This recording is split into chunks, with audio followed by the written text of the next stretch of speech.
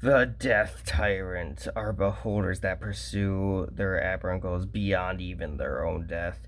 They usually have 10 singularities that remain, as well as with their magical eye that orbit around them.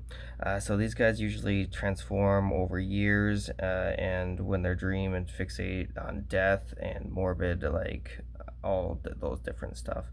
Some death tyrants actually raise from the corpses of slain beholders or a result of like exposure to strange magic in the Underdark. So, guys, go ahead and make sure that beholder can't come back.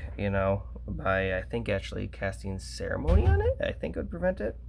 And otherwise, consider going ahead and doing anything you can to prevent these guys because they are super powerful.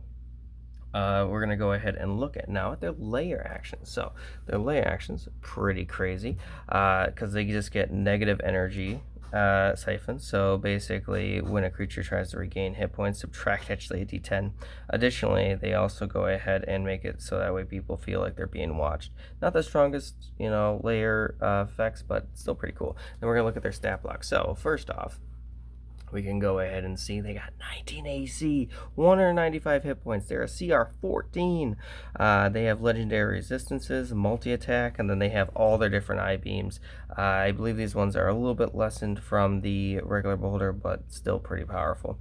And they have a slow beam, a slow ray, they got the energification, they got the telekinesis, they got the sleep. I think sleep is kind of dumb. They also have petrification, which is one of the more dangerous ones, disintegrate, and death ray. Additionally, bonus action, they still have that cone thing, which basically creatures in that area can't regain hit points. And the difference is if a human dies, they instantly revive as a zombie under the death type's control, which is crazy.